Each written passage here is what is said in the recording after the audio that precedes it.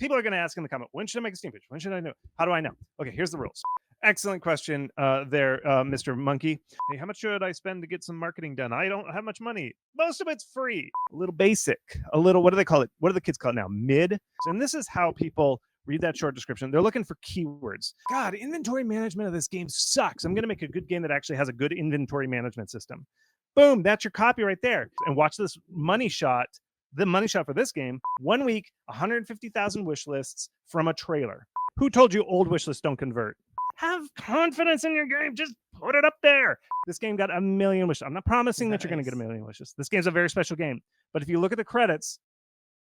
Hello and welcome. I'm your Code Monkey. Thank you all so much for being here. And as you can see, we have a nice special guest. So I'm here with Chris Zukowski, a really nice Steam marketing expert. I must say I've learned a lot about what I know about Steam game marketing. I learned a lot from following Chris's blog since like 2018. It's been it's been a very long time, and I've learned quite a lot. But anyways, Chris is here. So Chris, go ahead, introduce yourself, who you are, and what do you do? Hey, I write for a website that I created called howtomarketagame.com, and I just teach you how to market a game. I write a blog every week. And if you go to howtomarketagame.com/free, you join my newsletter, you get a free book that I wrote called 60 Mistakes That You Don't Want to Make. And I review Steam pages. I help people market games on Steam. I don't know Kickstarter. I don't know mobile. I don't know console, Switch, any of that. All I know is Steam and indie games. That's it. That's all I do. So ask me all that. Don't ask me the other stuff. And I'm so glad to be here with the monkey himself. Thank you, Hugo. Yeah. Thanks for being here. I mean, it's always awesome to learn from you. And yeah, it's interesting what you say because I just posted a video talking about that we did together, talking about the top 5 mistakes. And yeah, it was interesting how one of the comments was asking, "Hey, how about a video like this for mobile?" And basically, my answer was, "I don't know anything about mobile. That is a completely different world. Making Steam games and making mobile games, something that is so very different." So yeah, that is definitely quite tricky. I think it's basically take $1 million, shove it in ads, and hope you can make $1,001. That's how you do mobile. That's my master class. Thanks for coming. Yeah, mobile is very much you gotta pay if you want to play that. That's basically it. All right, but here let's stick with our core thing of working on Steam games. Really awesome. I mean, it's the main thing that I do. I mean, I've been making Steam games for over 10 years now. It's a really great place to sell your indie games. And if you do things right, hopefully you can increase your odds of finding success. So yeah, over here on this live stream, let's basically do a bunch of reviews of a bunch of Steam pages. I put out a request on the YouTube community tab, and I got a ton of responses. There were like 200 people that posted their games. So I basically went over. Obviously, we don't have enough time to go through all 200, but we're going to go through a bunch of them, and it should be interesting. Yeah, thank you so much. Yep. The good thing about Steam is most of the stuff you do and how you get visibility is totally free. People always ask, like, hey, how much should I spend to get some marketing done? I don't have much money. Most of it's free. So we will go through that. So I'm going to look at some Steam pages. Here's the big thing. I'm going to cover this for all the Steam pages. All right. The most important thing, the reason you have a Steam page is you want to look deep, complex, important, like you're a very experienced dev. Okay. You've got to create that illusion that you are an experienced, accomplished dev making complicated, deep games. Steam, the players on Steam want deep games that are lots and lots and lots of hours. Unless you're making a horror game, we'll get to that. But for the most part, you've got to show in screenshots and video that you are competent, that you got it. Okay, that's the secret. Okay, so we're going to go through this, and those are some of the main things that I'm going to show. You don't want to look like an asset flip, or you don't want to look like this is my first video game I've ever made. I just graduated from high school. I mean, it's totally fine if you did, and you can do it. You just don't want to look like you are. Okay, so I'm gonna point out stuff that I'm like, hey, look at this. So let's start with the very first one. Great game submitted. My first one was Starship Crafter. So let's look at this game real quick. Hugo, do you want to give a little intro, anything, why you picked this one out? I mean, all the games were very interesting, so I tried to pick some that seemed like they had some interesting things. And this one specifically, the developer said that he was following your own blog, and he tried to actually apply the things that he learned from your blog, from your course, the things that he learned. So hopefully, this is already pretty good Steam page. But yeah, let's see. What do you think about it? Is it good? Yeah, there's some things I'd love to do. So, okay. One thing that I say is you just got to show the game. Like, here's the game. This is it. Now, you've picked crafty spaceship game, and there's anything Steam loves, it's crafting games and spaceship games. That is what Steam loves, building spaceships. Okay. I like building spaceships, but when we look at it, so one of the couple things is you've got to show the gameplay. Gameplay. Steam shoppers are very smart. Okay. And one of the things when I went through, like when I was looking at the trailer, I couldn't quite make out mute it. Like most of the stuff I see at the beginning is just whoops, I think I'm starting way in the middle here. Why don't I start in the middle? Um I see a lot of stuff that's whoa, I think this trailer has changed just in the last minute that I've seen this. Somebody uploaded this last night. It's in the last 24 hours. So I did that. Somebody must have seen, somebody was looking at my brain last night. I swear I looked at this and it was a much slower open. All of a sudden I see some UI. So I'm looking at this a little bit different. But what I say is you got to show the crafting stuff right up front. And I think you're kind of changing it a little bit. But a lot of the stuff I see is one of the things I couldn't do is like, I know it's like a typical crafting game is you gather resources, you unlock plans and blueprints, and then you craft this spaceship. And I couldn't quite understand like where am I getting my resources from? You know, like what do I do? How do I get those resources? Do I go mining? Do I have to pay somebody to get them? I'm not quite getting that full loop of what's going on here, okay? And a couple other things, there's some stuff like that your father left you. There's a little bit of lore in here. Sometimes lore is okay, but for a crafting game, I don't necessarily think it matters if your father left you a shipbuilding place, that sort of thing. So I got a little bit of vibes of like, I didn't quite understand exactly how the game worked. And crafting is in there, but I only saw there was one quick second. We'll look at the screenshots because screenshots reveal what's going on. Cool spaceship, great. But one of the screenshots, oh, somebody's been changing screenshots since I last looked at it just last night.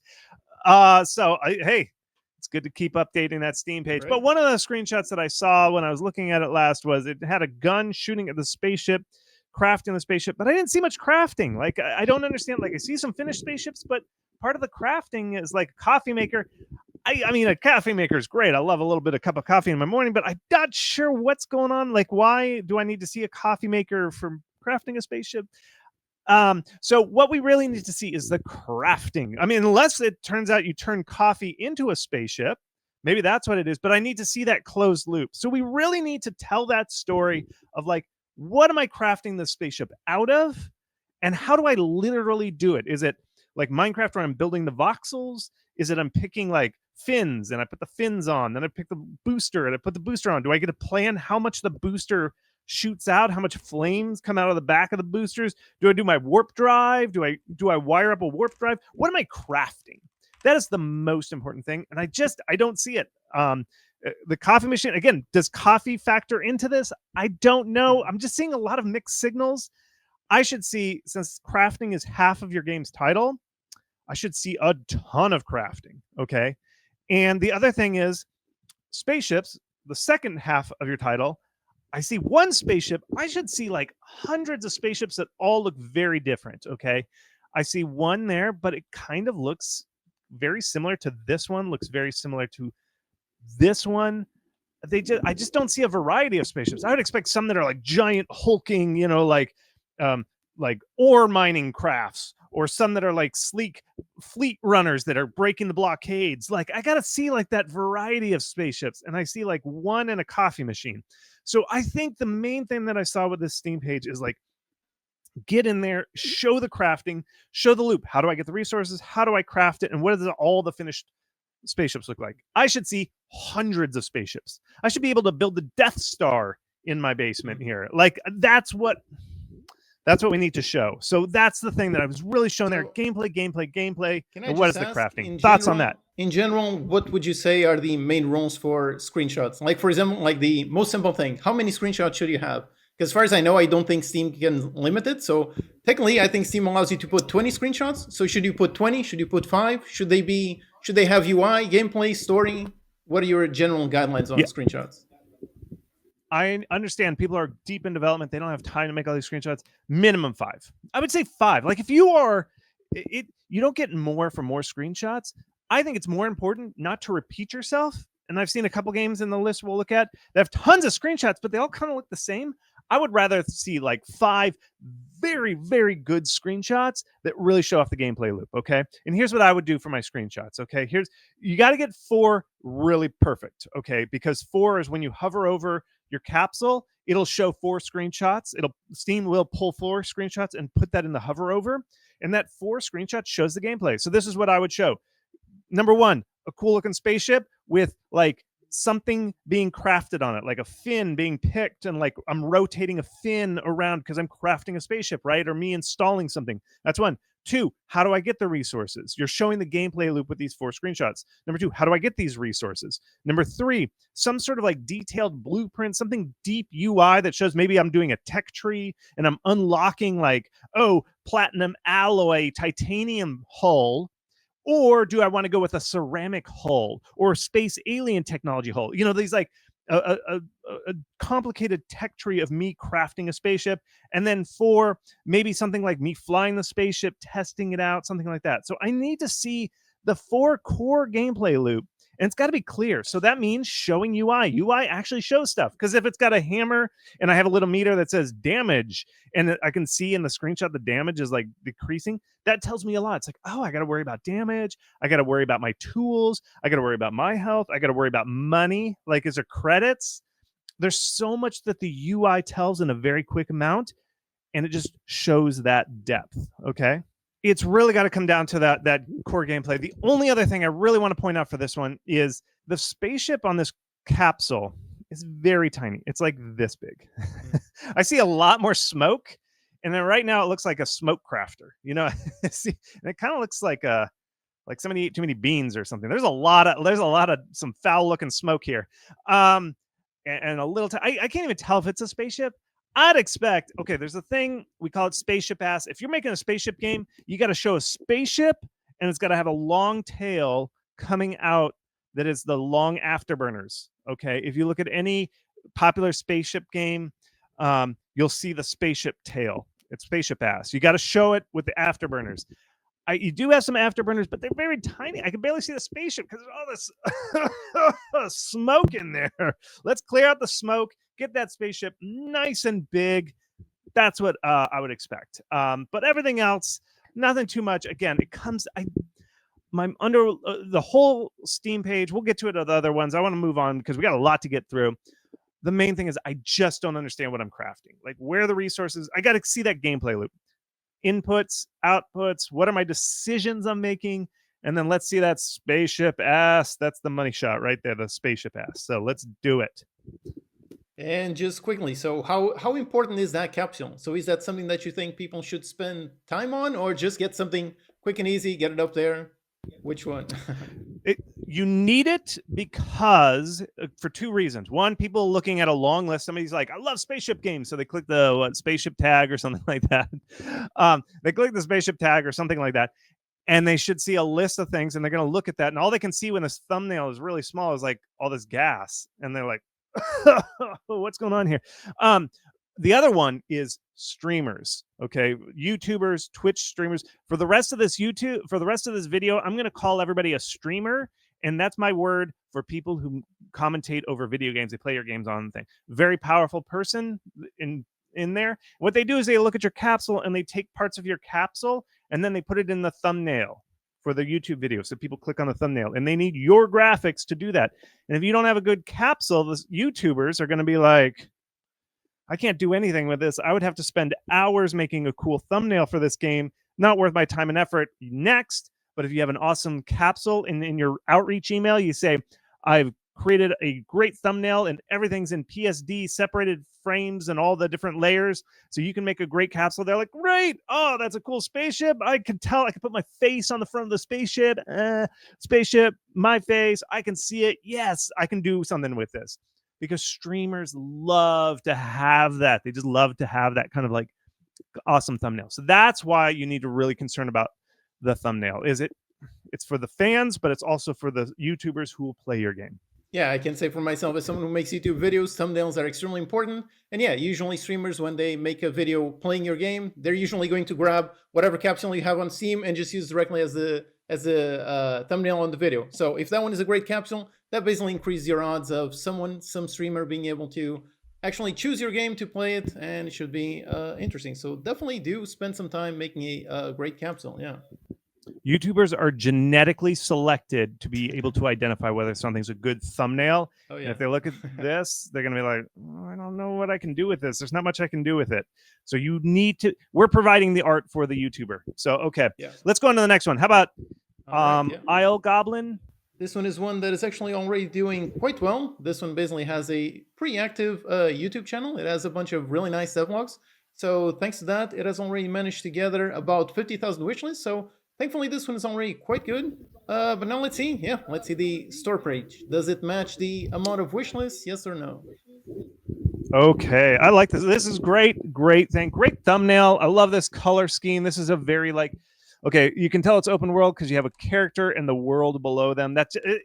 Here's the thing, folks. When I'm looking at these capsules, the thing is not to be unique. I know it sounds ironic, but the thing is, you're looking to signal I'm this type of game. Remember how I said for the last game we need spaceship ass? If you put spaceship ass on this game, we got goblin ass here.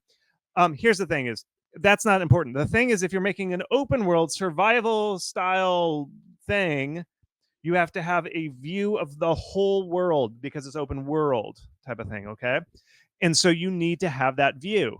Okay, so every genre has its kind of rules for how the capsule lives, and it sounds weird, but you've got to go off and look at all the other games to see what the games that you are similar to look like and work those little secret things in here. This capsule, if you look at the Forager capsule, Forager was one of the first games that kind of invented this kind of style of life sim. It's the same color palette, very similar looking certain things. That's why I think this is an excellent capsule for this type of game. Now, one of the things that I saw is this. One thing is, I like a good full Steam page. It just looks alive and vibrant, like you know what you're doing. I like a lot of gifs down here in my long description. This is called About This Game. I like it because here's the thing: is screenshots are good, but there's a real risk, and your game is crafty building. Like you build a base, which is why I think this game's doing so well. Let me tell you, folks, the type of game that Steam players love is building a base and building screenshots. They just like to build stuff. Okay, that's the type of game Steam loves. So the more you can show building stuff and customization, like this, look at this level. This is awesome. Now, when I saw this screenshot statically, I thought this was a pre-made village, and it was like it kind of has a little bit of vibes of kind of like what's Mother 3, you know, those kind of like top-down RPGs where everything's pre-built and you're exploring and doing narrative, but that's not at all. It's a crafting, building, base building game, which Steam actually likes more than like a Mother 3, you know, what's it called? I can't think of it, but Mother 3 for the real fans. Mother type games. Earthbound. Okay, it kind of looks Earthboundy, but when I watched the trailer, I was like, oh, it's a crafty buildy game. All right, so there could be a risk. Now, I've heard from Hugo, he left a note. He said you did very well on YouTube, and I think your YouTube audience is seeing that it's a crafty buildy game where you build a base, which is good for Steam, and those fans are coming over and wishlisting it, so they're seeing that. But I have a feeling if somebody finds you from Steam first and they don't see your YouTube videos, they're going to be like, oh, it's just like Earthbound, where I just explore this pre-made village and I just talk to people, because all these screenshots kind of look like an Earthbound game. They kind of look like, oh, I'm just exploring this pre-made world. But it's not. You mine and manage and all this kind of stuff, which is hot. So your trailer is doing most there. Your trailer, I like the announcer trailer, but see this is the money shot right here for you is, oh, I'm exploring this world. I'm building the base. This where I'm building the farm. Look at all this inventory. You see the UI really helps because you've got this inventory, right? Oh, look at this inventory. That is great. This is what's and you see how you build the walls. That's the best type of game that Steam loves. Steam loves to build walls of bases. That's like half of Steam games that are successful are building walls. Okay. And so when I scroll down, I have to watch your trailer to see that. Okay, to know that this isn't an Earthbound Mother like, this isn't an RPG where I just explore a pre-made world. No, I make the world. Okay, you need to separate that and say we're not like Earthbound. No, no, no, no, no, no. We are like a crafting, building, base building game. And so you have to watch the trailer to understand that. That's too long. Most people don't actually watch the trailer. I mean, some people do, but they mostly look at screenshots and then they scroll down here. So I would put more gifs down here that show, you can just pull them from the trailer. Your trailer looks good, showing that, hey, I'm building a wall, I'm collecting resources. So these are the big things that will sell your game, I think. Building those walls, building that village, to the deep inventory. You had like an inventory screen that had like all these resources. That makes Steam players go, oh, they've got so many resources. This game's so deep. I love this. That's what Steam players love. And then a third one, maybe battling some bosses or something. Show what the challenge is. What are you doing? So I would do that. I would do a big thing. First big GIF, building your base. Second GIF, you like mining resources or farming, and all the resources go into this giant, elaborate inventory screen. Then the third one is you battling a boss or doing something that's dangerous that would kill you. That's the gameplay loop. You've got to show the gameplay loop. Okay. So those are the big things. Really good looking game. One thing, just as you were talking about, Take it away, monkey. People basically first watch the trailer, and only if they find it interesting, they scroll down to the description. So is that something that you've noticed by watching how people shop on Steam? Like, how do they usually, like, for example, how do they watch a trailer? Do they tend to watch everything or just constantly skip through it, then watch the screenshots, and then maybe go down? What is the rough path that someone takes? Excellent question there, Mr. Monkey.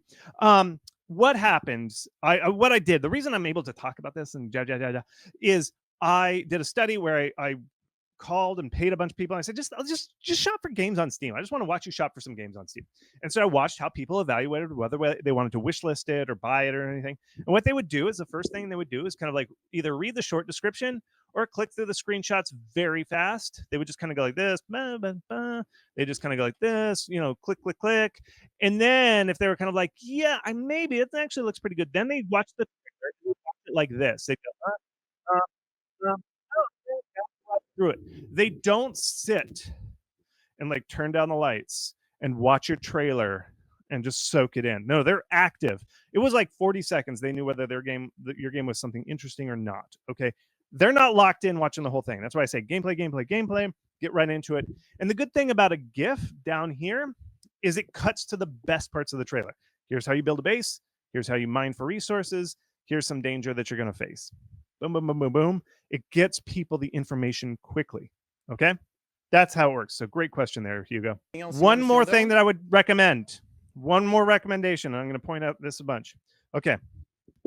You need to show that you are actively developing your game. Okay. And again, from Hugo, he said that you are doing YouTube devlogs, which is great. Some people have a space here. And if I actually hover, like if I pull in the mouse, you see this little missing div right here for us coders. See, that is just this orphan div out here. That div is holding the space for your news updates.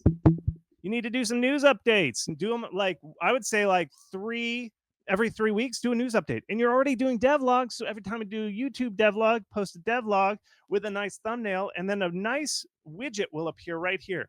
And I'll say, hey, news update. Here's how crafting works or something like that. It doesn't have to be complicated. It could be like 2 sentences like, hey, we just added a new boss. He's the ice boss and he's got 5,000 health. He comes from the frigid north. That's your update. And it's a cool picture of the ice boss. That's it. That's all you got to do. And it just goes there. And every 3 weeks, you just pick one tiny aspect of your game and you just say, hey, we just added this. Okay, that's it. Not complicated. 2 sentences and a really good picture or a really good GIF. In your case, you're already doing updates for your YouTube channel. You're spending way too long on YouTube. Take some of that time, cut off like an hour or so and just do a nice update. Post it here every 3 weeks, because if you don't post an update after, I don't know how long it is, maybe a month, they just start taking these away because they're like, this is old news. You want to fill this page up so it looks nice and full. And right now this page is looking a little basic, a little, what do they call it? What do the kids call it now? Mid. That's not a bad thing. It's really easy to fix. It just looks too texty. So put in a couple GIFs, put in some nice thumbnail news updates, and make this so that it's not an empty div. That's so sad. This little div, he's sad. He's like, why won't anybody fill me with some content? So fill it with content. Let's do it. Let's go to the next one. Are you ready, Mr. Monkey? Yep. Just a quick question. So Goji's asked. So basically, what are your thoughts on the importance of voice acting? So is that something that is actually a bonus for players? Because obviously it's going to have some kind of cost. So is that something where the cost can actually be a positive? There's so many different types of games. I think it matters for like a horror game because a horror game is atmospheric. It doesn't matter for a crafty, buildy, deep game because it's actually better because the most popular genres are what I call crafty builder, where there's like so much procedural content, so much generated stuff that it's there. If it really depends on the type of game you're making. Okay. If it's a short narrative game, yes, voice acting helps, but it's not like the most amazing thing. Like voice acting was cool in like 1992 when they added Sound Blaster. Voice acting, maybe, and I don't know. If you say it and you have bad voice actors, it can be a bad thing, but I don't know. I think it is good if it's an RPG. Let's say if it's an RPG or a narrative game, save full voice acting. I think it's pretty good. But if you have a game like this, voice acting doesn't really matter because the thing that's attractive to people is that there are so many resources and I can build my own base and that's going to be so cool. So it just depends on what your main attractor is for your game. Let's rev it up with Rev Up. All right. All so yeah, right. let's look at Rev Up. Okay. And this one for me, I think it's my first question right away is basically how do indie racing devs do on Steam? Because as far as I know, indie racing games actually it's a very difficult genre in general. Like in AAA, it's not a huge genre. So in indie, I assume it's quite a bit trickier. So what are your thoughts on pursuing such a, I would assume, niche genre on Steam? Yeah, actually, racing games do well enough. The graphic quality has to be very good, and actually, I think this game has a really cool vibe, real cool graphics. But what you have to do is you have to impress with the graphics. Okay, it doesn't have to be photorealistic. It just has to have a consistent vibe, and you have to show that you have a lot of graphics. Okay, and I'll show you an example of an indie racing game that I consider did very well. But when I look at the stats, anytime you see one of my charts and it says, I'll put the genre tag sports, it's usually racing games that fill that sports bucket. Because I classify a game, when I do my research on howtomarketagame.com, what I do is I put in, I bucket games based on genre. And so I usually throw racing into the sports genre, and they make up most of, anytime you see a big spike for like, oh, racing or sports games do pretty well, mostly racing games. So I really actually think racing games do pretty well, but you have to fulfill. It's like a high bar to meet, and if you can meet the bar, then you're in pretty good. There's an audience out there for it, so we can kind of go from there. Does that answer your question, All right. Mr. Monkey? Yeah, sounds good. So is this one doing well? Let's see. I think it looks great. Okay, so now there's two keywords. When I read the short description, I'm looking for keywords, and this is how people read that short description. They're looking for keywords, and when I was watching people, and this is why I always say take the lore out of the short description for the most part, and we'll look at a couple examples. But people mostly go blah blah blah blah blah, look for a keyword. Like I was literally watching somebody shop for games, and I said, can you tell me what you're looking at? And she literally read the short description, and she literally said blah blah blah blah blah, horror game, blah blah blah blah blah, solve puzzles. Like she literally said blah blah blah. That's how they're mentally saying it when they're shopping for. So they're looking for keywords here. And so let's look at it. Blah blah blah blah blah, arcade racing game. Okay. Blah blah blah, stealth mechanics on a car. Cars are loud. Blah blah blah blah blah, car chases, non-linear races. Blah blah blah, never-ending blah blah blah, open world cyberpunk city. And then I look down here and they look at some of these things. Multiplayer, huh? Okay, so open world multiplayer. Okay, so then I'm gonna kind of like, okay, let's look at this open world multiplayer. I don't really see much multiplayer. Online co-op, online PvP. That sounds like a big thing. So is it? What is the co-op? I'd like to see a little bit more of like, is it one-on-one? I see PvP is one the cop, one's the other car, but then there's open world. How does it work? And so you can't just say car. You have to say, here's what it is. In which game from the 2000s are we talking? Are we talking Burnout? Are we talking Burnout? What was a Pacific City or something? That big open world city? Are we talking more GTA? Midnight Club, which had a little bit more structure to it. If you're going to say 2000, just be a little bit more specific because there's a lot of subgenres within racing, and it is very important that you talk about which subgenre of racing you are. Now, that's an important thing. You've got to solve that. And I didn't quite with screenshots and all this figure out. I saw sometimes I was in the screenshots, I was playing as a cop, and sometimes I was playing as the orange car. And I'm like, so am I competing? Who am I competing against? Multiplayer? Just be more descriptive. Is it mostly multiplayer or not? I'm just not getting it. And so what I'd recommend is I talk to somebody who's never seen your game and see what they think your game is, and then fix it, whatever, to clarify what they don't understand. Like write it out. Go to another person who's naive, who's never seen your game before, ask them what it's like, and then they'll describe it. And then did you solve that problem? Okay. And I think that's the problem is I saw all these keywords, but I didn't understand how it worked. Okay. So we got to solve that problem. Here's the other problem that I think you might be facing. Open world racing from the 2000s. The big thing about cars is like, oh man, I get to do whatever car like I want. You know, you think Gran Turismo or something. That's what I think of a lot, like playing PlayStation 2 Gran Turismo. There were so many types of cars. Like it was just a list of all these cars. And you're like, yeah, I get to pick so many different types of cars. Then when I go to here, I keep seeing this thing that looks like a taxi cab kind of looking car and the police car. And it has the same, see how it has the same decal every time? It has this like bent up frame here right there. And it keeps having that same picture. Like there it is again. There's that decal on its trunk.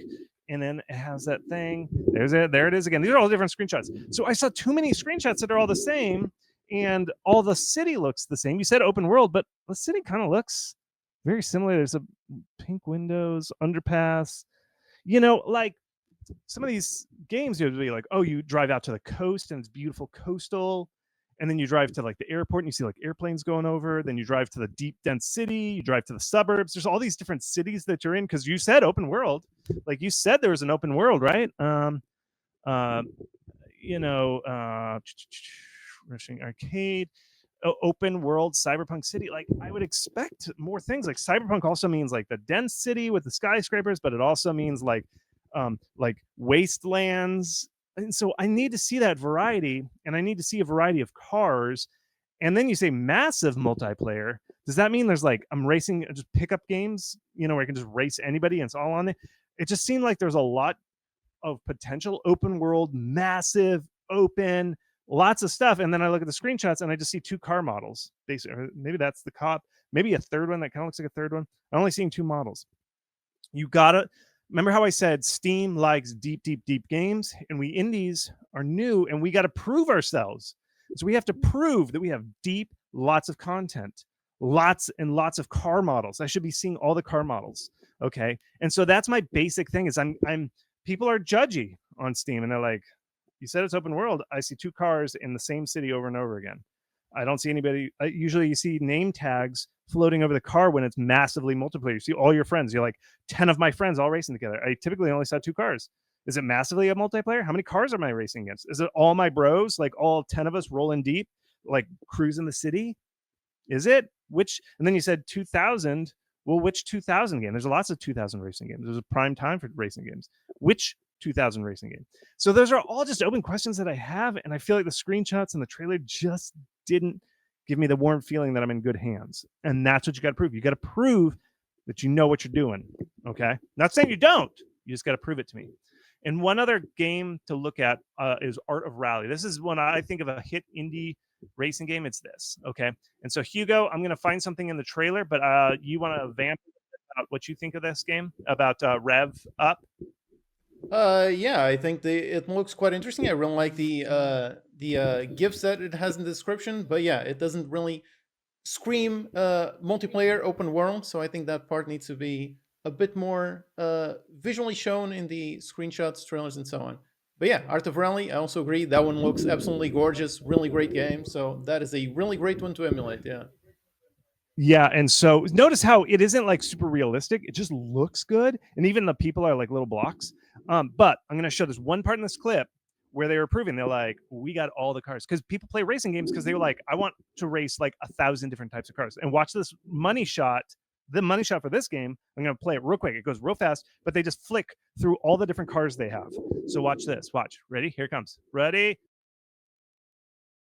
Coming right up, almost here. There it is. Watch. See how they flick through all these different types of cars. Like I saw a van. I saw like a big van, a car with a spoiler, a car with no spoiler. Do you see how fast they flick through all those cars?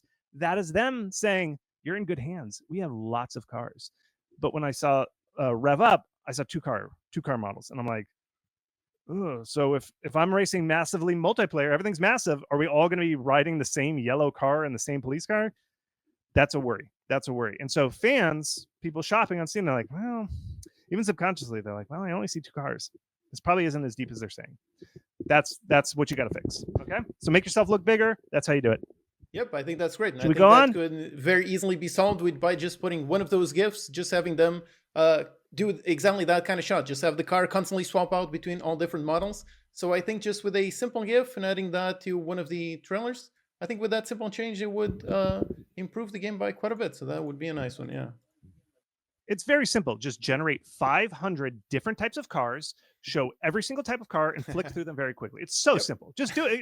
You can have it in my desk by Thursday, right? All right, 500 cars. Very simple. It's simple for Hugo because Hugo is like a mad genius. So he's a code wizard, a code monkey. All right. All right. So ready for the next one? Are we ready to go here? Yep, let's just do just one quick question over here, just by Velimir. Just a question talking about, I don't see a Discord for these games. So is Discord still a must for indie games nowadays? Is that a bonus? I never thought it was a must to begin with. I don't know. I don't like Discord that much, but Alright. I'm kind of anti Discord. I think people spend too long on Discord. Get off Discord, start making games. Here's the deal. It doesn't really matter as much. Here's when it matters. When you have a demo or a beta and you need to get feedback and you're trying to get people to coordinate, then I think a Discord is good because then your fans can talk to you. If your game is not playable, people don't have anything to talk about. They're not going to be like, oh, did you see that screenshot? Oh, yeah, I saw the screenshot. Did you see that screenshot? Oh, I saw that screenshot. Nobody's going to talk about anything. They're going to be like, game looks cool. Yeah, it does. Nobody really wants to hang out on Discord for a game, except if you've got a demo. And they're like, hey, I'm looking for a racer. I want to race in this massively multiplayer game called Rev Up. Can we race? That's when a Discord's helpful. So unless you have a beta or a demo live, I don't think a Discord's very cool. I don't think it's that great, especially if you like join our Discord. People go to your Discord and they're like, where's everybody? What happened to everybody? Why is everybody just talking about this one screenshot that I see? All right, well, I'm going to check out. I've got a billion Discords. Look at your Discord list. It is so long. And then scroll down a couple, and then you're going to see a Discord icon. You're like, I want everybody to do this right now. Go to your Discord and scroll all the way down. Like 2 pages of Discord icons, and you're going to be like, what even is this icon? And you click it like, what is this Discord? I can't even remember what this Discord was. That's what's going to happen to you if you link to your Discord. You know what's better? A mailing list. You don't have to worry about people finding you. You don't have to worry about people like not chatting because it's a 1-1 connection between you and a newsletter subscriber. So the bigger question should be, why aren't you linking to a newsletter? Come on, newsletters are cooler than Discord.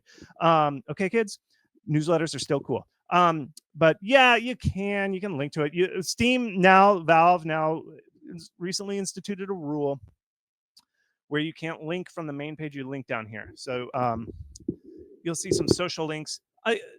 Just everybody check it. I don't want to go through it. It's not that much. People don't really click the stuff, but everybody should have a link down here. I know this isn't the game we're talking about. By the way, this is a really cool GIF. I love this GIF. Look at that GIF. Woo, cuts in front of the words. That is cool. That's not one of the games we're reviewing, but I just always love that GIF. Okay. So that's my rule on Discord. It's like it doesn't do anything, and people are going to join your Discord, and then they're going to be like, it's boring here. I'm just going to leave, or I'm just going to forget about it, and that Discord is going to slowly trickle down that left-hand bar of icons, and then you're going to be forgotten forever, and hopefully you don't die alone. All right, should we do the next one? Let's do the next one. Yep, let's go. And that's a very good point on Discord, which, yeah, when it comes to a community, if you have an active community, that is a really excellent bonus, but it is an extremely difficult thing. So, yeah, when it comes to the amount of effort required to make an active community, definitely don't ignore that effort. If you can do it, that's really awesome. But if you can't, it might be more cost than it is actually worth. Yeah, so just make 500 cars and make an active Discord, and then it works. Yep. So it's easy. All right, everybody, let's do this next one. The Last Phoenix. Right. Mr. Monkey, do you want to talk about what's going on here?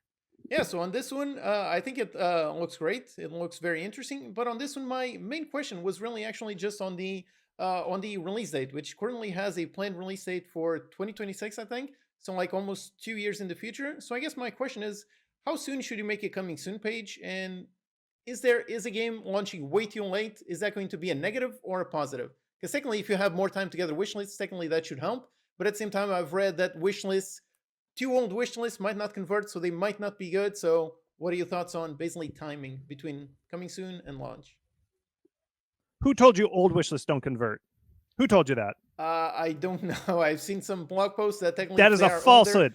All right, great. Okay, good to That's know. an old ghost story from old scared indies back in the All day. That's right. an old story. There's no data that I've found that wish lists decay or get old. That is a falsehood. And every time I ask somebody, where'd you hear it? I don't know. I think it's just like somebody in the back of the head. They're like, well, it has to decay, right? The world will decay into an amorphous, cold universe because of expansion or whatever. No, it's not. There's been no evidence. In fact, if you look at my blog and you search Cosmotier, and then you search search the word Cosmotier, and then search another game called what's it called? Zero Sievert. Both of those games had very long dev times. And I looked, you can do an analysis. It takes 2 pivot tables to work. It takes a long time to do. It's called Wishlist Cohort. And you can look at when the person wishlisted it and how many people, when they wishlisted it at that time, actually converted. And I see no decay.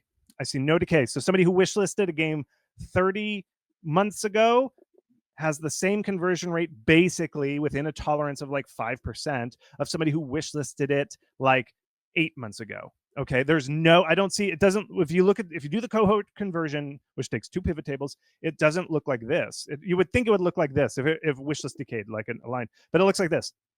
And it's just noise depending on when you got covered by a streamer or what promotional activities, but your wishlist conversion rate looks like this over time. So wishlists do not decay. That's just an old ghost stories people on Reddit like to tell themselves. Now you're going to say, well, this game had 100,000 wish lists and it was being marketed for 5 years and it sold terribly. Why?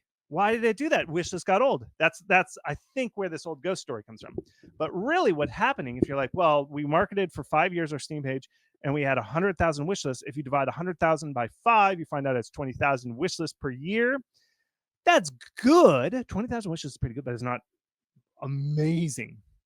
So yeah, I think the bigger thing, and it looks like wishlist decayed, but the bigger thing is how much velocity over time. Because when a game is exciting and everybody's excited for it, you see the wishlist go crazy. Like I seen games, and I just wrote a blog post about it, a game that got 220,000 wish lists in 3 months. That is a game with hot velocity. People are very excited about it. But if you were like, well, our game's been marketed for 20 years and we have 220,000 wish lists, I'd be like, well, 220 divided by 20 years, that's like 10,000 wish lists a year, right? That's not that great. I mean, 10,000 is good, but it's not like 220,000 wish lists. See what I mean? Where it's you got to look at the velocity of it. Okay. And so if this game is getting a lot of wish lists, I mean, I don't know. Well, we can test. Well, it's 140. I can see from the follower about. Now, if the game is sitting at a low wish list rate for a long number of years, that's a bigger problem. That's a bigger problem because games are expensive to make, and if nobody's excited about it and it's not getting a lot of wish lists, you're going to have a low conversion rate overall. And so this is more a question about development and business stuff where it's like games are hard, so you got to get them out quick because you just don't know if they're going to convert. Just because a game's been out and is perfect and been a long dev cycle does not mean it's going to be better. Sometimes it's like it's time to get a game out because long dev times mean you could have opportunity cost. You could have been making other games that are more exciting to people. And that's the thing. It's like if this is your first game, it's best just to get games out quick until you figure out how games work. That's a bigger story. It's not because wish lists get old. That's a very long-winded answer. Mr. Code, do you have any questions about that? I mean, that sounds great. That's actually great news for me because for me, I sort of unintentionally announced one of my games like many years in advance. Like one of the games that I announced 2 years ago, it's called Total War Liberation, which I was working on that. Then eventually I realized that was going to be way too long, so I paused that game for quite a while, and now I'm planning to get back to it next year. So by the time that I launch it, it will have been with a coming soon page for like 3 years, and all that time it has like 10,000 wish lists. So I guess it's good to know that technically those old wish lists won't necessarily convert worse. So hopefully by the time that I get back to that game and launch it, hopefully it will have a nice amount of wish lists at launch, which should hopefully help. So that's great to know. Yeah. Don't worry about it. If somebody was interested in your game, it's like, okay, they wishlisted and then the wishlist shows up and the game's like, oh, this game's not for sale. Somebody doesn't go, this game looks interesting, but they took too long, so I'm not interested into it. Either Yeah. somebody's interested in the game or not. It doesn't. They don't like Yeah. factor in like, oh, well, they took too long. Tough luck. No, they're like, this game is either their decision point is like, I like this game or I don't. That's their decision point. That's how it works. Okay, so let's get to this game. Let's go through this. I'm going to show one thing that I see. Well, I don't actually see it. I did it because I tested it. If you click this Sad Slime Games, you click it, it goes to this. Speaking of sad, that page is sad. So what you need to do is you need to create what's called a creator page or a developer page. Just search on Google and just search Steamworks developer page. You need to create a developer page so somebody can follow you as a developer. Because see, if I search Sad Slime, look, I'm going to search Sad Slime. There might actually be a game, might even be pornographic. Let's see. See, Sad Slime does not yield any results. If somebody searches Sad Slime, they will get your developer. It'll actually say your developer name right there. Everybody should create a developer page so that they can follow you as a developer. That's what you got to do. That's the name of the game. The other thing is it allows cross promotion when you make your second game, because you're going to make a lot of games. First games typically fail. It just happens. It just happens. Your first game's always going to fail. So you need to make lots of games. And so the way people follow you across studios and get a name is you create a developer page. So create that developer page. So your second game, hopefully it doesn't take you 3 years to make. Get lots of games out and then go for it. But anyway, so yeah, that's what you got to do. That's the biggest thing I saw is you got to create those developer page. And then the other thing is about this game, need some love, need some gifts, need some stuff. And then we also need some news updates. What's the news updates? You got 5 years, 3 years till your game's launched. Let's get some news updates in there. Tell people I'm still alive. I'm still working on this. I'm still here. That's what you need to do with the news updates. Okay. Anything that you see there, Hugo? All right, yeah, I mean, that one sounds good. That one is going to release in 2 years. So hopefully within that time, they can polish that Steam page a little bit more, get a bunch of gifts. I don't think it has a trailer, so I'm guessing it's because it's super far in advance. So hopefully in that time, they will be able to gather those wish lists to find a nice amount of success. That should be good. Oh, yeah. Okay. I thank you for telling that to me, Mr. Monkey, because you need a trailer. Come on. What are you doing? Get a trailer. You have to get a trailer. That's a big no-no. Because people are going to ask in the comment, when should I make a Steam page? When should I know? How do I know? Okay, here's the rules. Okay, this is when you make a Steam page. You know you're ready to talk about your game, announce your game. Okay, here's the rules. Number one, you definitely know the genre of the game.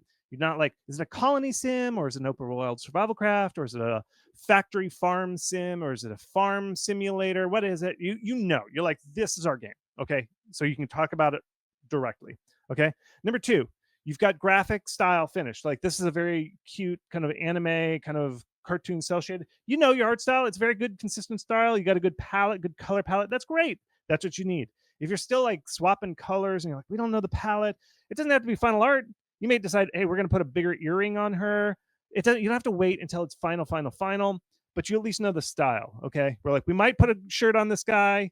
We're still deciding if we need to put a shirt on him. That's okay. You can still just make that decision whether this guy needs a shirt or not. He looks better without a shirt.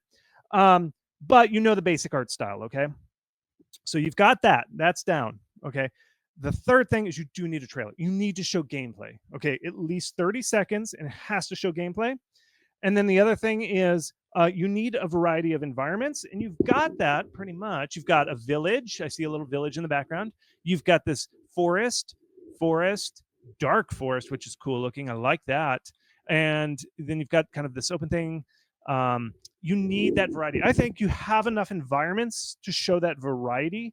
You just don't want, remember how I talked about Rev Up, how everything looked like the city? I know it's a cyberpunk hellscape, but you still need some variety in the cyberpunk hellscape. You need to show that variety, because when people don't see variety, they're like, oh, they must have just gotten an asset pack and they don't have enough money for an artist and they didn't spend much on the artist. Steam game players love depth, and deep games mean lots of environments. So once you have genre picked out, a trailer, art style decided, and you have 3 to 4 environments, you've got enough to make a Steam page, okay? Because you need to announce your game with a trailer that's called an announced trailer. And so you use that trailer. You can use the same trailer for both. You can use the same one for the Steam page, and then you upload a trailer on YouTube, and you call it announcement trailer. And then you write a tweet called, we just announced our game. You need to use the word announcement trailer. I know it sounds stupid, but people need to hear that you are announcing something. I looked at a bunch of devs and I analyzed what was the most liked retweeted tweet? It was when they did the announcement tweet. It's like, we are happy to announce, we are emotion to announce our next game. We are happy, we are proud, we are stunned to announce our next game. And then you link to your announcement trailer. You also go 2 weeks before, you go to IGN, you say, would you like to see our announcement trailer? Would you like to have host our announcement trailer for 24 hours exclusive? And they go, wow, this game looks great. I'm glad you didn't put a shirt on this guy. I'm glad this guy doesn't know how to put a robe on. He just can't get over his massive man chest. That's great. We love that. And so they'll put that trailer up on YouTube and it'll do well. They have to like it, but your art is really good. This is really good art. That's what you do. That's the name of the game. You have to announce your game. You have to do a moment, okay? And that's what you need a trailer for. So thank you for catching that, Mr. Monkey. We definitely need a trailer. All right, yeah, great. So let's just do a quick question here, even though actually I'm pretty sure the answer is already on the video that we did that I published yesterday. It's a question from Lemur Troop asking about promoting their game. And basically they're trying to come up with a witty phrase that might grab attention.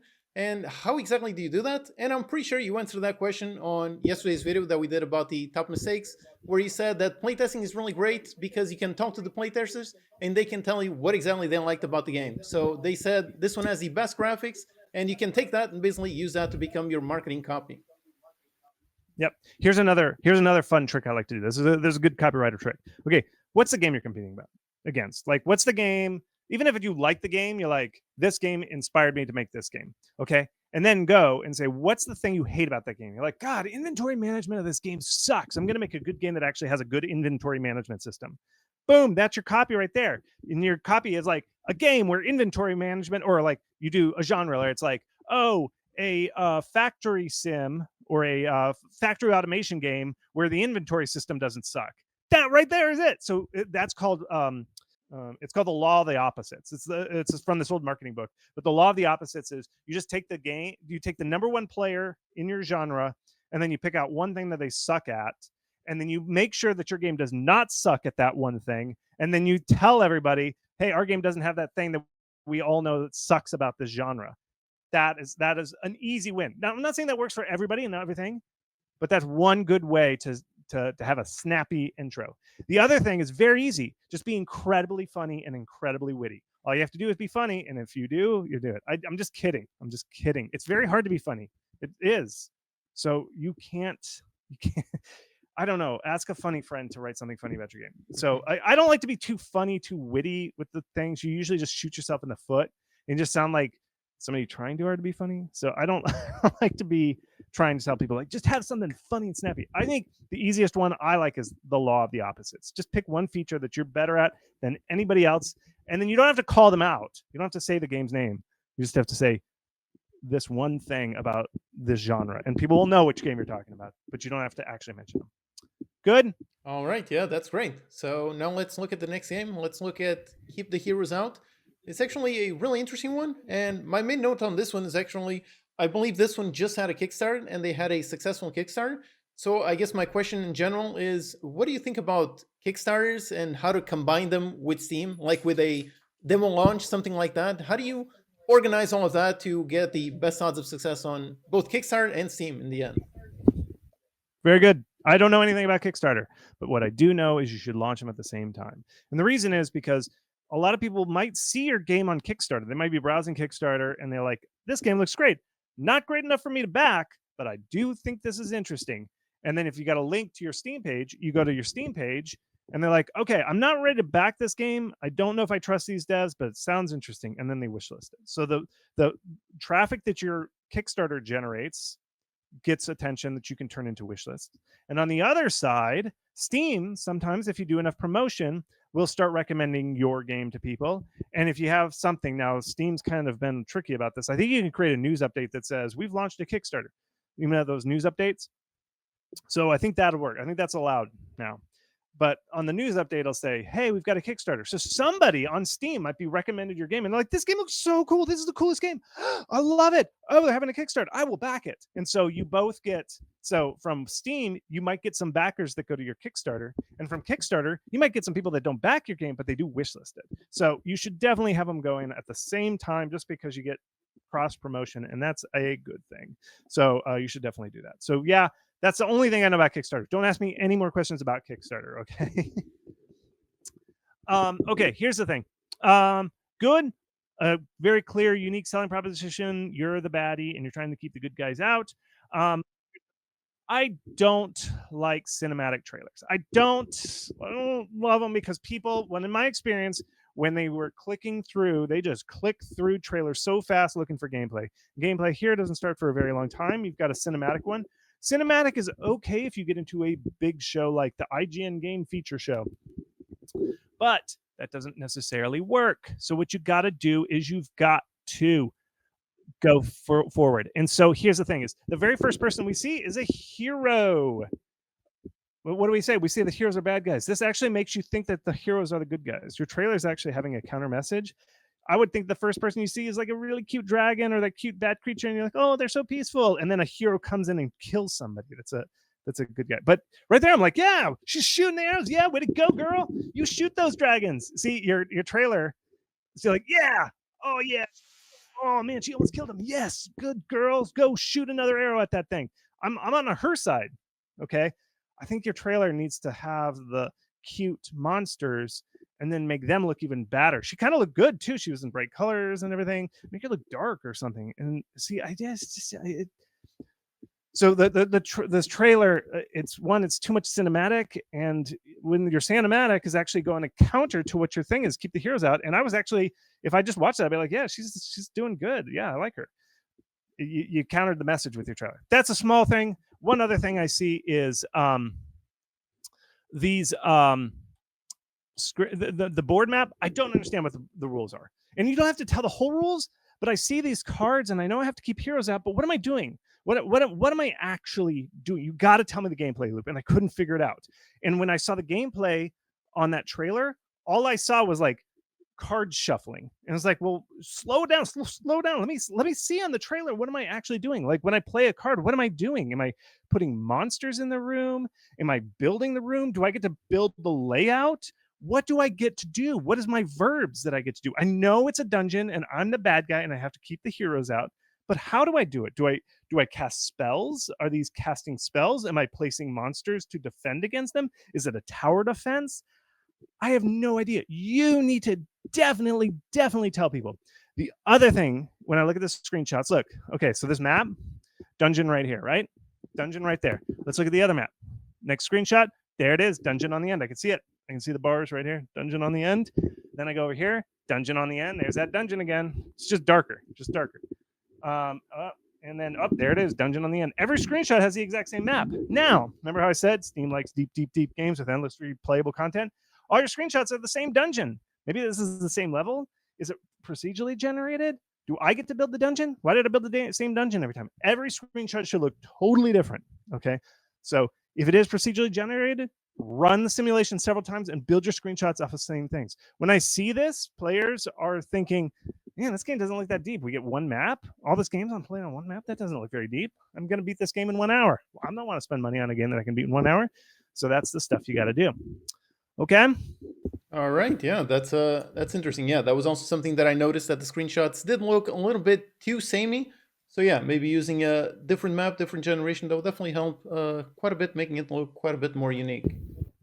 All right. Hey, I want to check in. I got to wrap it up. I can't do too many more. Should we do a speed round and maybe like a real quick thing, improvements I'd make for each one? Because we've kind of covered some of the big things. Okay. Which is get right to gameplay. Make sure you actually show gameplay. Like, what do we do in this game? You got to show that quality. You got to have a trailer. You got to link to your thing. Let's see if they linked. You click this, it should link to your game page. It didn't link. You got to link that. Make sure everybody go do that. Those are the big things that I see over and over again.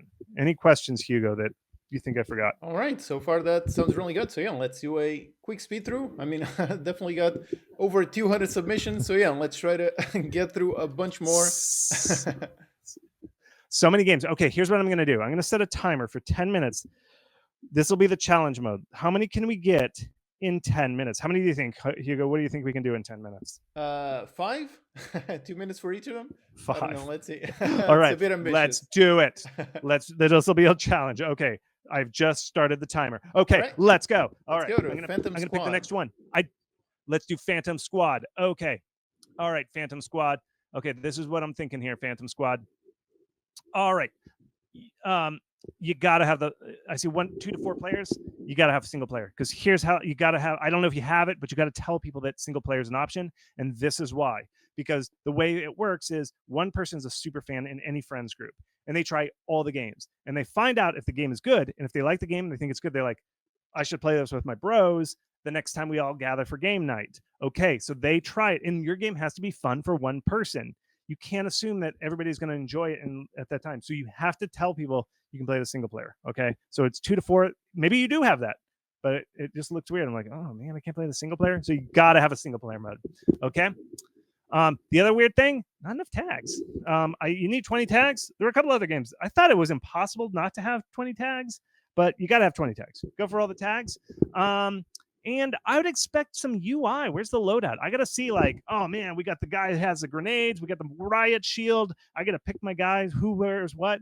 I just didn't see enough of like, how do I pick a loadout? You need some UI that's not combat. That's like, this is what the loadout screen looks like. Okay. And of course, no developer page. If you click that, it does not go to a developer page. Anything else, or should we move on? Hugo? Yeah, that one is fine. So yeah, we can move on. I mean, on this one, I definitely do love the line of sight mechanic. Personally, that's something that I'm a huge fan of. When I made my first Steam game, that was a very crucial mechanic. So as a player, I'm very interested in this. So I hope this game does quite well. So yeah, let's go on to the next Okay, one. I'm going to skip around a little bit because I want to get to some games that have some like really good stuff. Some games I'm like, oh yeah, looks fine. There's no problems here. Okay, Kidbash, Super Legend. Okay, here's the thing. See this? Remember I said, oh, you can't quite see it. I don't know if you can see it. On the bottom of the screenshot, it says game still under development. Oh, there it is. There it is. See that? My display was cutting it off. It says game is under development. Have confidence in your game. Just put it up there. If you're not ready to show it, it's still in development, don't show it. And I think a lot of devs do this because they're like, oh, I don't think his hair looks cool enough yet. Don't worry about it. Have confidence. I hate it. I hate it when devs say that. Okay. Just don't take all that stuff out. And don't put a message at the start that says, this game's still very much in development. We're still trying to figure that. Don't do that. Remember how I said you have to prove to people that your game is like ready to go, or that you are a good dev who knows what they're doing? Just do it. Just do it. Okay. So don't do that. Just take that stuff out. Your game is good. It looks good. You don't need to put that in there. Okay. I was looking at you had some big boost in July. I don't know why. That's whatever that worked. Whatever you did in July 29th, do it again. You had a lot. For the most part, action roguelike tag means something different. That's I know you probably have a roguelike, but action roguelike Vampire Survivors took that tag over. Look at other games that you are actually similar to. Probably not action roguelike. I looked at some other games that are similar to yours. You want the action tag and the roguelike tag, but the action roguelike tags are weird. They don't make sense. Anything you want to do with this, Hugo? That sounds great. I really love the nice takeaway of be confident in your game, try to do the best and put your best foot forward, really be confident with what you made, and hopefully people can read that confidence and then have confidence in the game themselves and play it. Yeah. One other thing, take this one out. Don't have the main menu as one of your screenshots. It just looks kind of amateur. I don't know why. I say put UI in, but you want UI of the game. It's like, what I got to find out that you can continue? What does this tell me? Just take everybody on the call. Look through your screenshots. Do you have one of these? Take these main menu screens out. They're terrible. But you do want menu of like, here's the skill tree or here's the loadout screen. You want UI that tells gameplay. But this UI, I mean, it's pretty. This is a pretty menu screen. I like this menu screen. Just take it out. Take it out. You don't need to see the main menu. Okay. All right. All right. Okay. I want to skip down. I really want to get some of these. Let's do this one right here. Hugo, you had a question about this one. Webstore Mogul.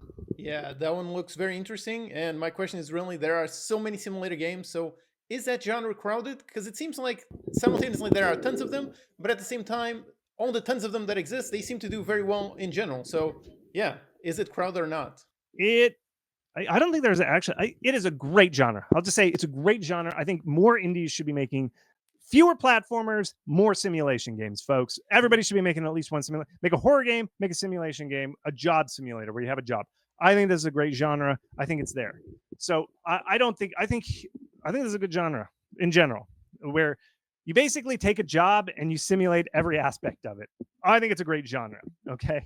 Now, one thing about this thing is and this determines, and it's hard to figure out what is the genre that you the game that you should simulate, the job you should simulate. If you were to come up to me and say, Chris, is this a good job simulator? I don't know, because it's about fulfilling some fantasy. If you had asked me and you said, hey, is running a supermarket a good fantasy to fulfill? I would have said, I don't know.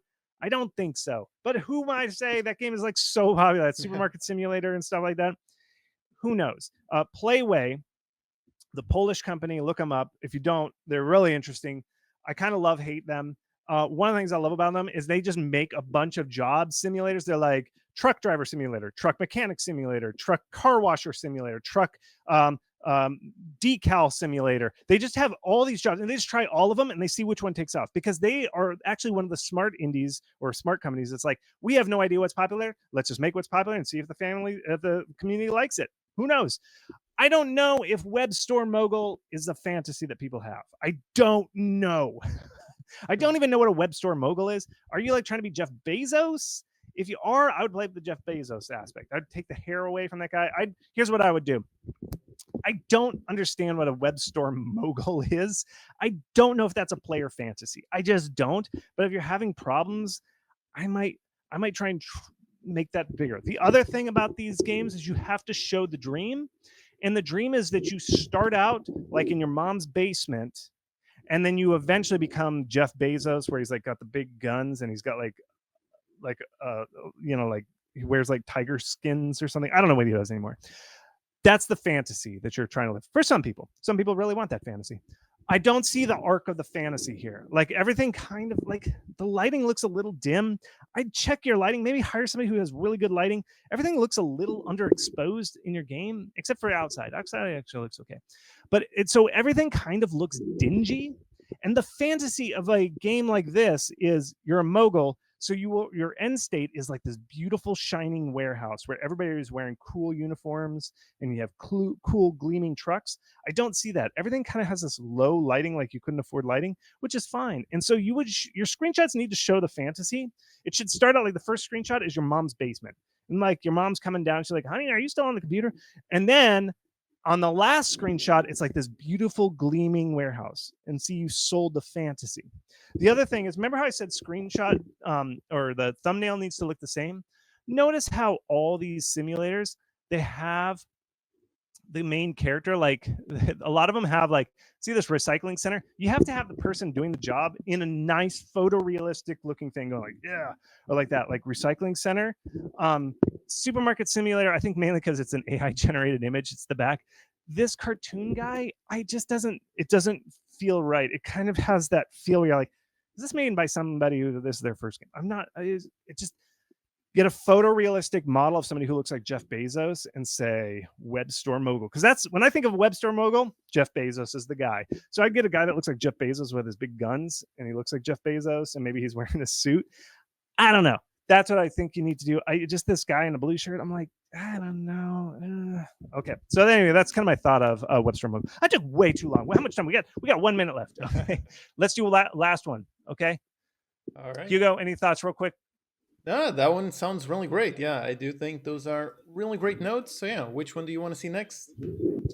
Okay, remember how I said you've got to do, every indie should make one simulator and one horror game, because those genres are so popular, so hot, so good forever. They've been popular forever. Hugo, I think you had a question about this one, right? Yeah, so on this one, basically my question is, horror games you say they are really good, so you've definitely pretty much convinced me that at some point I do need to try out the horror game, because they do seem to do quite well. But at the same time, a lot of people nowadays already know about that strategy, so there are more and more horror games coming out. So how can a single horror game manage to stand out amongst all of those? Here's the thing, is it's not about standing out, it's about being scary. Okay. And this is the biggest problem. It's not a factor of standing out. The actual thing you got to figure out is, how do I be scary? Okay. Like that is the one job a horror game has.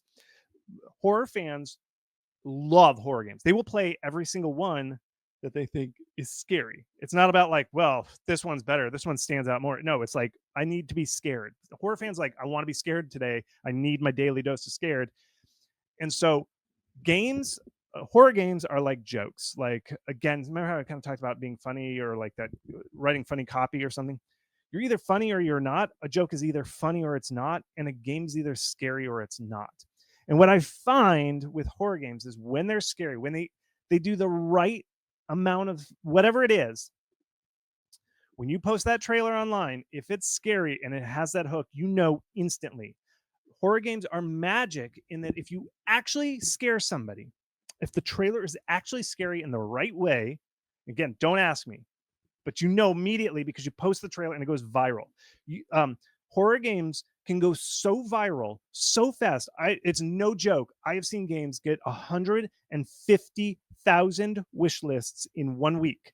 1 week, 150,000 wish lists from a trailer because the game was scary in the right ways. This is Choo Choo Charles, Lunch Lady, Zukowski, Don't Scream. Lots of horror games, if they have the right amount of scary, they just go viral. Okay. And basically, my general theory is you have to show the monster.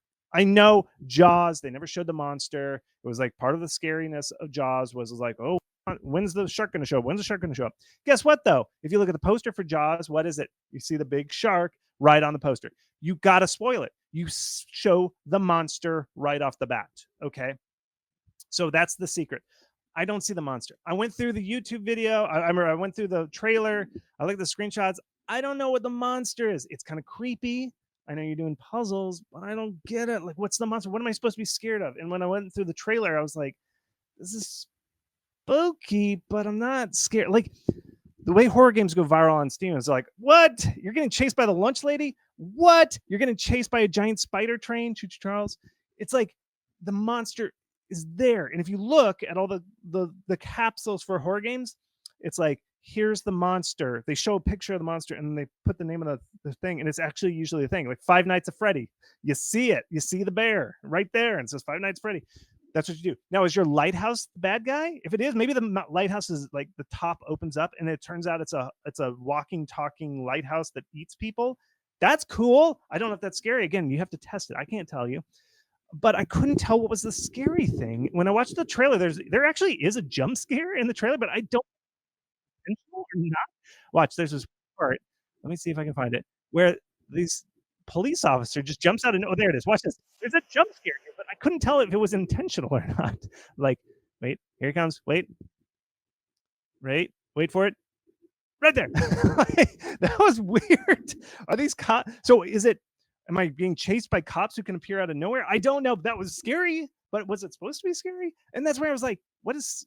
I couldn't determine what the scary was. If that is, this should not be called Flashing Dark. It should be called like Flashing Badges or something. And it's about how there's scary cops who can just appear out of nowhere and jump in front of your face. That was just a weird moment. So that's when I'm like, I can't figure out what I'm supposed to be afraid of. And that is your number one job. So that's the thing and is this guy, is this the bad guy? I just couldn't tell. So horror games to work on Steam, you have to be dead serious, dead clear. This is the scary thing. Get ready to get chased by this. Go for it. So that's my big critique for this. All right, great. So if you make a horror game, definitely make sure to make it very scary. That is going to be the most important thing.